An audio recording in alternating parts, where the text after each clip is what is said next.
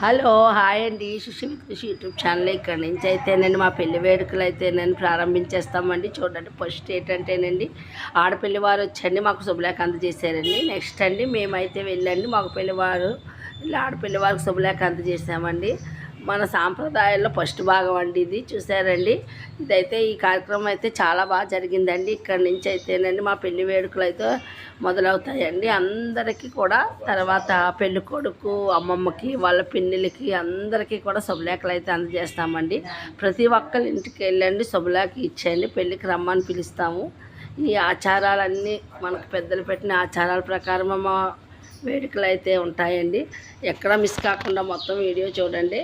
ఓకేనండి, నా వీడియో చూసండి, ఎలా ఉందో కామెంట్ అయితే పెట్టండి.